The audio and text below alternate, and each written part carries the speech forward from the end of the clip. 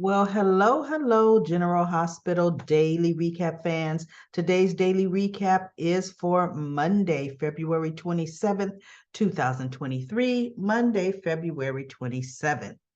Well, listen, Liz was on her, she's made her statement.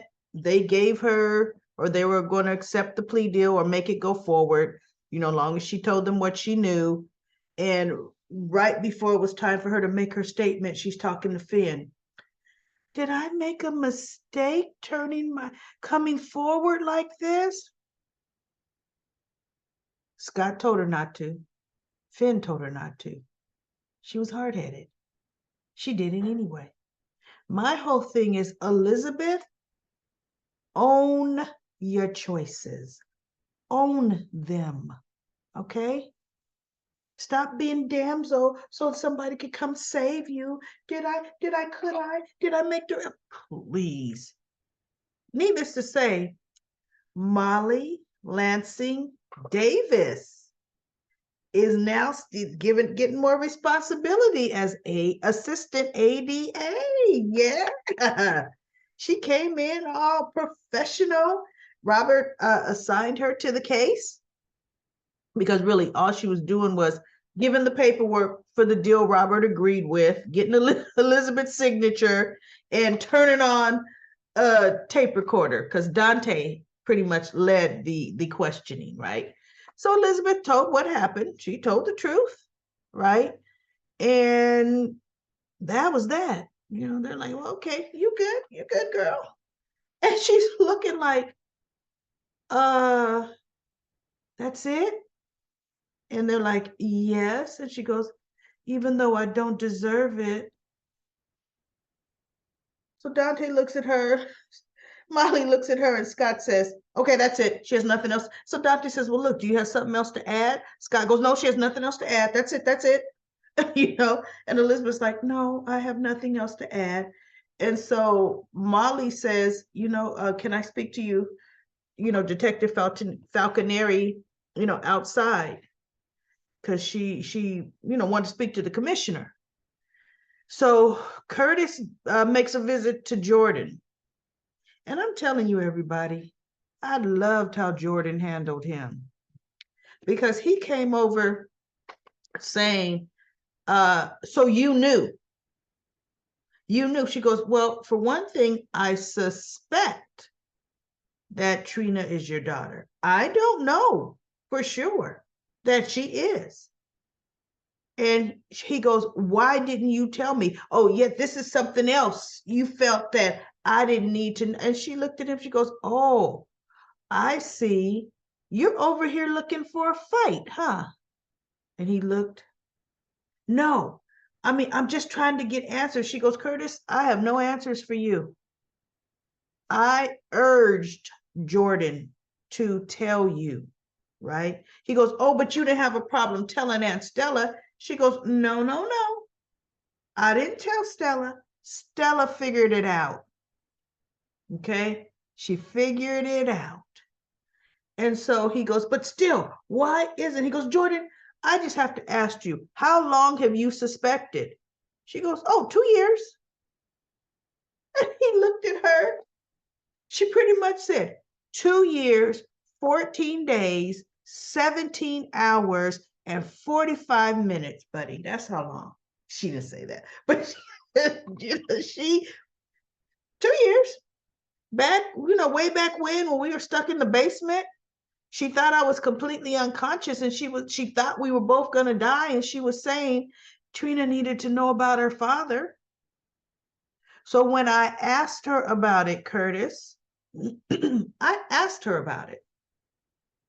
And she blew me off. She said, I was mistaken with what I heard. That is not what she said. So I let it go. Now, what Jordan needs to say is not that she let it go. Remember, Jordan had to go away to a rehab facility for what, 5 months or so? Jordan was off the show for a minute because of the kidney problems with being just so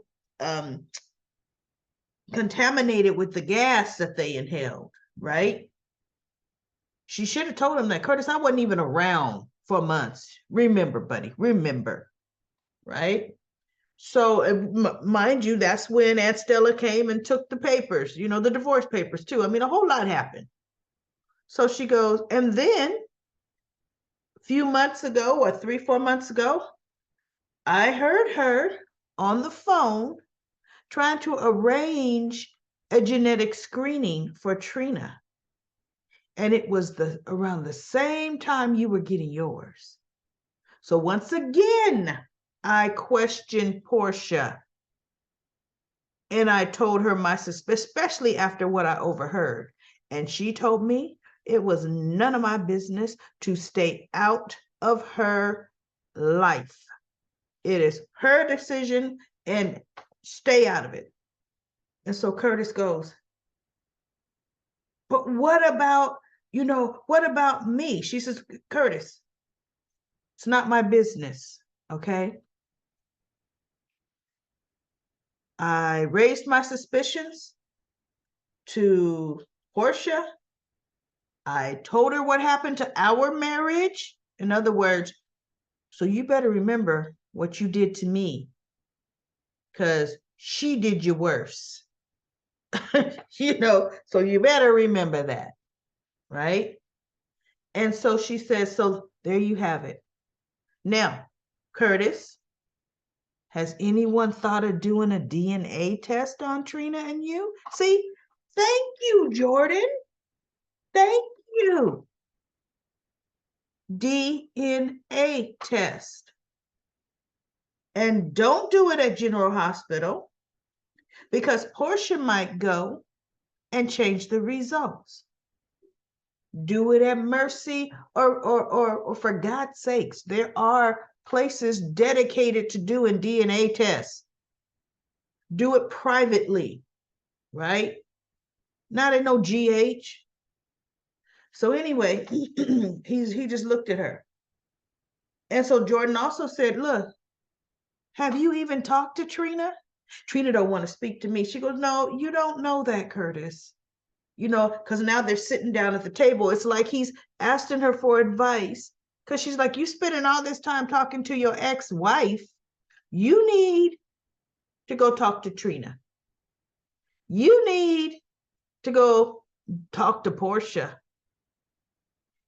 She said, because bottom line, nobody knows if Trina is your daughter, but it's time to find out, Curtis. And then she got a call or a text. She goes, look, I got to go. The ADA, the assistant ADA wants to speak to me.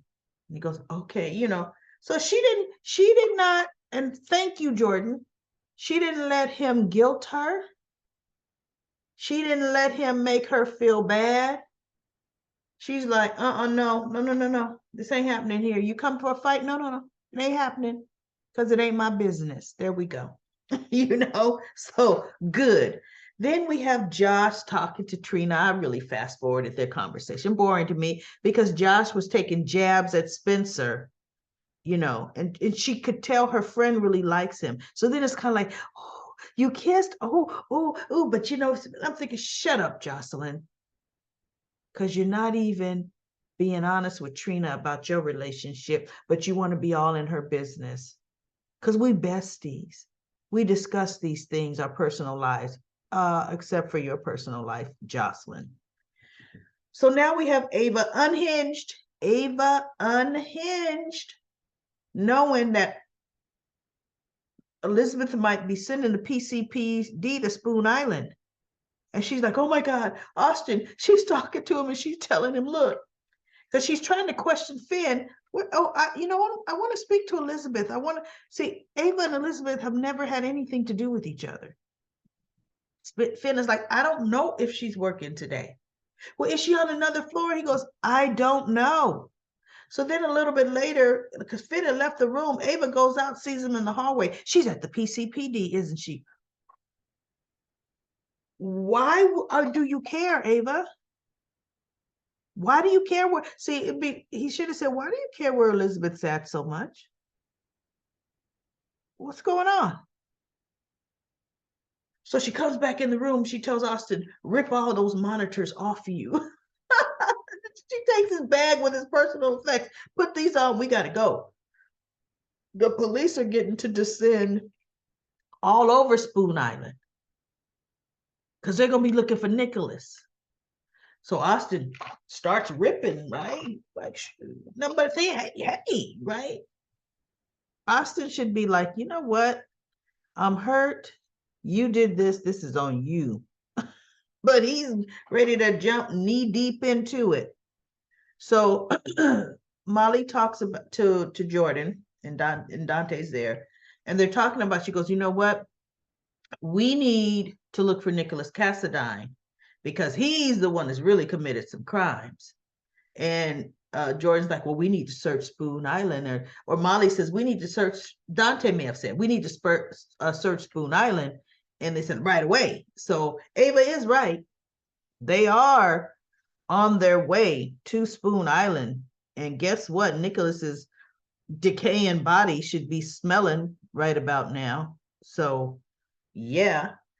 Now the good part of today was Spencer. You know what? That Nicholas Chavez, that young man is an actor through and through.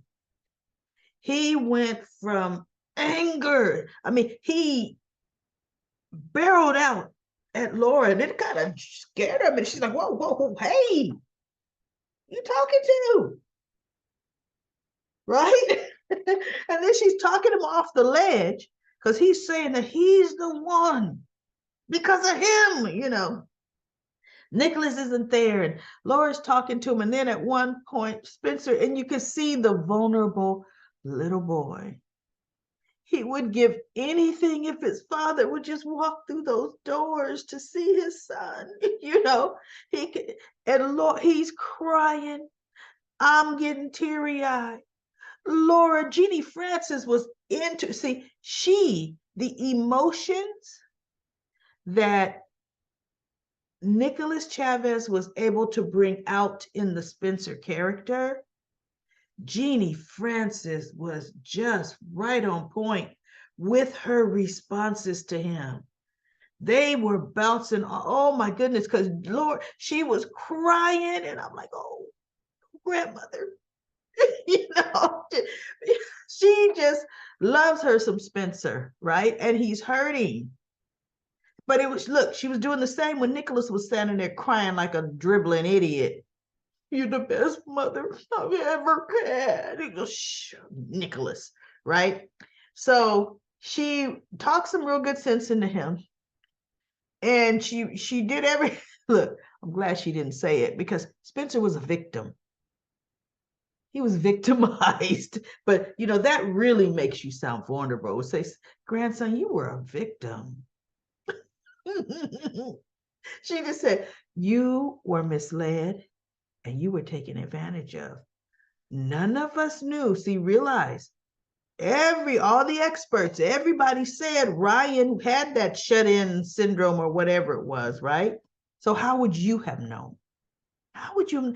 She goes, Spencer, you wouldn't have known anything. He goes, but he goes, I never would have come back to Port Charles.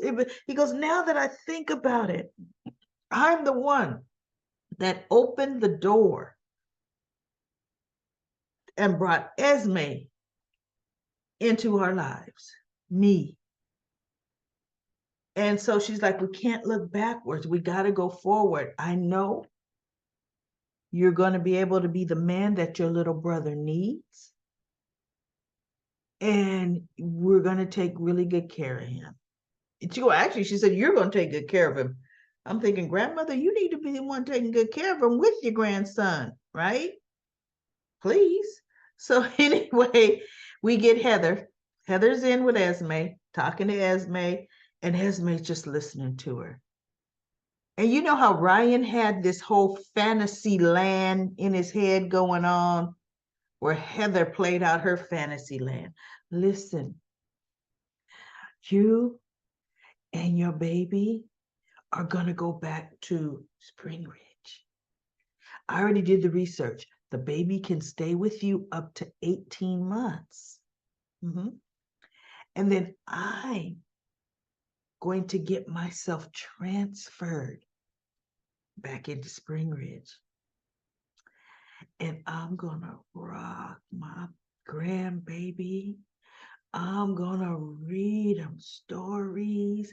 And listen, you're gonna make the best mother. Don't doubt. Oh, she's just going on and on. And Esme's like, and how do you plan on getting transferred to Spring Ridge? Oh, I know all the loopholes in the system. Don't worry. I'm going to get there and I'm going to protect both of you.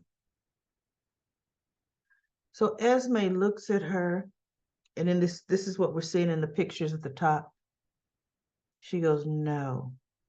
And Heather's like, what? No, you won't be anywhere near my child. And she said, what? I've done all of this for you. She goes, you have killed people. That was not for you. She goes, you will be nowhere around us. And so Heather's like, no, no. And she goes, guards, get her out of here. And Heather is just like, Esme, no, no. Because she goes, my father is dead. And you are dead to me too. Heather couldn't handle that, right? She's being drugged out by the guards who look. Must be Keystone cops because they couldn't even get a good handle on her, right? And she's jerking it now. And so Laura was just in the hallway there getting ready to probably go see Esme. And she goes, you turned my daughter against me. You made sure I wasn't in the room when the baby was delivered. Oh, she's threatening Laura. And she goes, we could have been grandparents together. And so Laura's like, you are dangerous, delusional. I mean, she called her a bunch of words. And Heather's like, you know what, Laura? Beware, because I'm coming back for you. And they're shoving her. Laura's like, psh, right? And they're putting her on the elevator. I'm coming back for you. Like, watch out or whatever. And I thought, yeah, you know what? Unfortunately, they always make Heather be Houdini, right? She'll be out wreaking havoc. I wouldn't be surprised if she don't steal her Esme's baby and give her to somebody. Give him to somebody. I wouldn't be surprised because that's Heather Weber. She gave, who did she give? She gave Franco to Betsy to raise with Drew, right? To be raised with Drew. So anyway, Heather can do some stuff. So that was it. It was pretty good. It had some interesting points. Let's see what, if Heather's going to be transferred immediately, because look, that was her one thing she asked for, and they gave her that one thing. So look, it's now be gone with you, chick. Be gone with you. You got your one wish, and we gave that to you. So let's go to Comment Corner. Comment Corner. My goodness, we had way more comments off of the Comment Corner that I did on Saturday. I'm going to breeze right through those comments. Gwendolyn said, Spencer scared me today. The tone he used when he was yelling, how he was manipulated by Ryan and Esme. All these characters on GH are scary. Even Cameron. Didn't he shoot Jason? Yeah, I think Cameron did shoot Jason. When Jason was escaping the hospital. No. When Jason was escaping the hospital from arrest, Cameron shot the gun, but it ended up being someone else that actually hit Jason. It was not Cameron. It wasn't Cameron at all. Monique says, not a fan of Nina, but I can understand her frustration with Carly. They've been mad at Carly for about 5 minutes, but are still holding a grudge toward Nina since Nixon Falls. That was 2 years ago. But all is forgiven with Carly, but not Nina. And La Peaceful says, your comments on Nina / Carly / Sunny and Willow were perfect. My favorite gem from you. The writers have given Nina every line and story they would have given Nell. That is so true. Sunny could have left Carly. He would have left Carly regardless. He was always sneaking to Phyllis's bar to see Nina. Yes, he was. And Kimberly says, the baby doesn't belong to Nick or Spencer. I don't know about that. And then Meek, well, I'll just say Meek, shorten that up. Meek says, your channel is only 18 away from 1,000 subscribers. Yes. 971 at this time. I think we're at 976 now. Oh my goodness, we're almost there, everybody. Eduardo says, is Jocelyn lucky or what? Is she? I don't know. She's nosy. She's bossy. And then Meek says, Esme said to Spencer, I'm not that person anymore, Spencer, I promise you. Then as Esme was leaving for transport to the hospital, she said to Spencer, can you tell Nicholas about the baby? I don't know how to reach him. Yeah, I noticed that. Eduardo said, Spencer's is the father. Esme knew she had the ace in the hole to hook Nicholas and destroy the marriage. It was all Ryan's faultly plan all along. You're going to find out. Oh, they're going to find out on Maury. Nicholas is not the father, right? No, everybody, I didn't watch Maury, but you are not the father. Yeah. Even though that baby looked like your next door neighbor, you didn't know. But anyway, Mocha says Spencer hadn't slept with Esme since before his trip to Spring Ridge. Spencer told Cam that he hadn't slept with her since then, and Esme said the same thing to Ryan after she found Spencer going to her things. That was when Ryan figured out that Spencer was onto her. But if they try to go that route, maybe that's why the baby is so big. It was a 12-month pregnancy. 12, you mean 18-month pregnancy, right? LaShunta says, Mason didn't attack Ava Jerome with the hook at the Quartermains on August 26, 2022. Heather said that she was the one who attacked Ava. Yes, she did. LaShunta says, Willow is going to give Nina an invitation to her and Michael's wedding. She probably will. Susan says, take care, Daily Recap lady. Have a good weekend. Ace may be one part of the baby's full name. I know. It's going to have 4. Watch. Because Spencer's going to say, no. We Cassidyne's got to have strong names. Because he's Spencer Lovichowicz, Movatsky.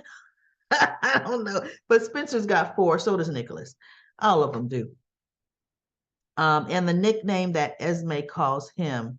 Susan says, Nina is just as bad as her mother, Madeline, and was a pain to Willow from the get-go. Drew told Nina that Carly should have told Willow and Michael, but did nothing. Oh, did not have to tell you anything. That is so true.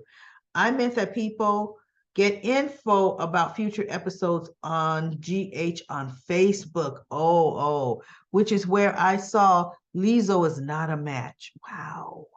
Also, the gal that plays Elizabeth said that General Hospital is not using babies younger than 3 months because of COVID. That makes sense. Okay. Those babies are probably playing both Amelia and Ace. Maybe Heather had the hook in one hand for some of the killings, and then the other times the hook in the other hand. And Sheila says Nina's mother, Madeline, was controlling, hateful, bossy, nosy, and overbearing. Nina was practically the same towards Willow from when Willow was a teacher, right until Willow collapsed before Nina knew about Willow's illness. As a matter of fact, Nina constantly antagonized Willow, getting into her business, misinterpreting her relationship with TJ, among so many other times. Nina kept bothering Willow, only adding to Willow's stress. Nina needs to remember how she felt when about her own mother, and why her mother ended up in jail before she died. Sheila says, I saw in the rumor reports that Esme may not be Ryan's daughter. She could be Jeff Weber's. Yeah, we've been saying that, and that's probably what they're going to end up doing. Maybe that's why Heather was unbothered to let Ryan be killed by Ava.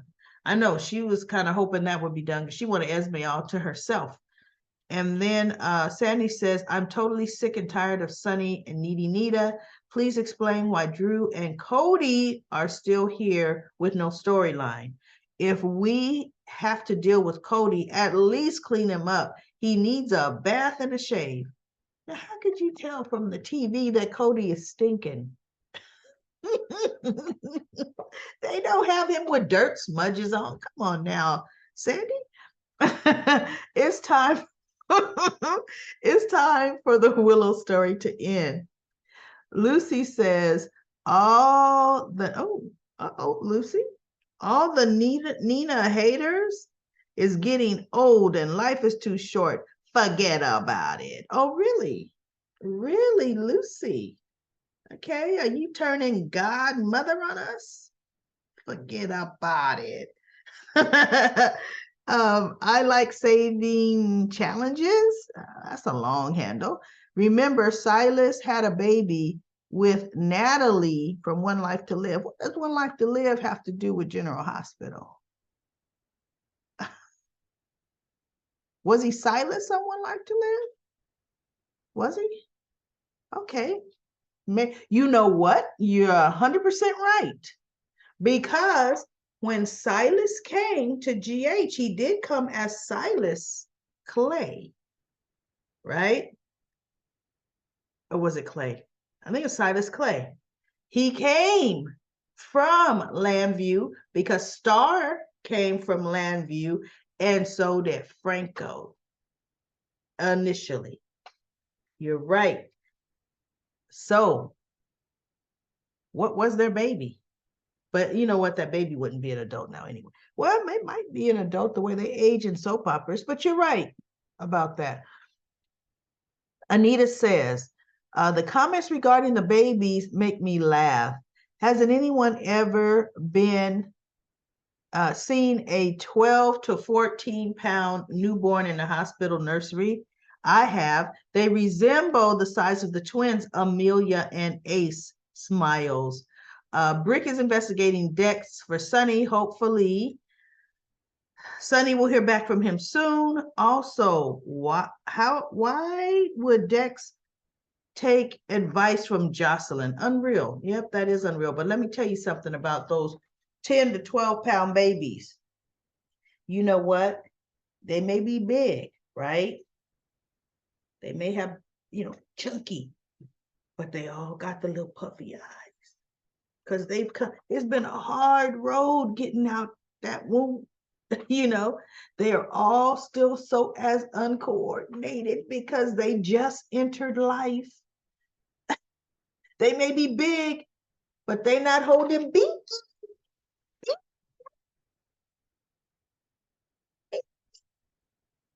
Today they had them looking at the light. Got lights up there. Cute. Love that baby. And has somebody said they're Maxie's yet? Have I got to that comment? NK Rose says Michael needs to marry Willow to secure his rights to his daughter too. Nope. Doesn't have to happen. Michael is that baby's father and is that baby's father on the birth certificate, married or not. Doesn't secure anything. The mother has the rights to the child and so does the father. Now, what they're saying, New York grandparents have visitation rights, but guess what? Nina lost that, didn't she? With Wiley. So Michael would need to marry Willow, in order to be the next of kin, the one that can make the medical decisions for Willow, because otherwise it goes to her mama. NK Rose says the cop that didn't know that Sasha was new to the show, therefore town, so he probably didn't know. Well, NK in real life, that cop was just the extra they hired for the day in the precinct, you know. Yep, that's all that was. And let's see, Annette says, no badges needed to enter the Port Charles jail. Subscribe to not miss one story. That's right, subscribe. Thank you, Annette. User MK4 says, nobody kept Sonny away from his family except Sonny. 6 months before Nina showed up in town, Sonny could have found out who he was. Well, it was only maybe three. Okay, maybe three that before Nina showed up. And he could have found out. Sonny could have found out who he was. The police, the internet, newspapers. This is not like he didn't have access to find out who he was. Yes, he did. He sure did. I agree with you on that. Annette says, Ryan's Hope, wonderful soap long ago. I used to watch Ryan's Hope. That's where Ava, mother Delia, met Ava's father. At the end of the show, Delia was married to Frank Ryan. They had a son together. Well, you're giving all Ryan's Hope history that has nothing to do with this Ava Jerome, right? Although, wait a minute. Who went back and saw Delia? Maybe that is the same Ava. Because I seem to remember years ago, and everybody, I need some GH Daily Recap history. Somebody went back to the bar and Delia was still working there. Tell me what that was all about, because I do remember they got the original Delia, which I thought was really cool that they had the original Delia. So was that really Ava's mother on GH? Okay. And then Alice, so the newborns look like they're ready to play basketball. I know. And Ron says twins Owen and Nathan Ford made their debut on General Hospital as yet unnamed Corinthos Tate baby on January 31st. And Annette says those babies belong to Maxie in real life. Did you see Esme's eyes in the hospital?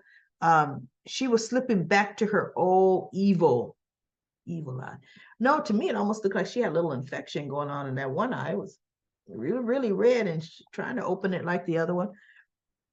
Ned says those, belong to Big Net, Maxie in real life. And then Alicia says Nina has just about rented all her entire headspace to Nina. Dr. O couldn't have been a match because Drew told Nina that there was nothing more that could be done for Willow. Yes, but listen, Willow did not know that Obred had been tested. Obred only went to Terry. And so Willow, Terry Randolph did not say, hey, your Aunt Liesel's not a match. They don't know that Liesel got tested. So Drew was just saying that's all the information that Willow had, Willow and Michael, is that they just got to wait for a donor. And that's why Willow wanted to go home.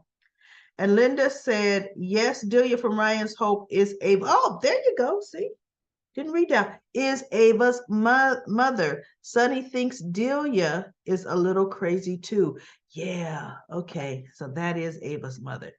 Okay, I would love to see Delia again. Anna Rihanna says, yes, ma'am. She woke up and has been a manipulative liar ever since. Must be talking about Nina. Cindy says, well, it could be Carly too, right? But she must be talking about Nina. Sasha looks like she's several months along in another pregnancy. If the actress is pregnant in real life, I don't understand why they didn't make it Brando's. Time-wise, it could have been his, but they haven't made it part of the storyline, I know. But then Sasha would have been raising a baby all on her own. And you know how in soaps are, they'll have her with somebody else. Oh, but better not be Cody, but soon enough. Anna Rihanna says, I want to see Nina try to take the baby from Michael. Oh, please, Nina, try it. That's right. Anna Rihanna also says the very best about the recap comments is like having coffee and sipping tea and talking about our soaps, right? Talking about our soaps. I like it too.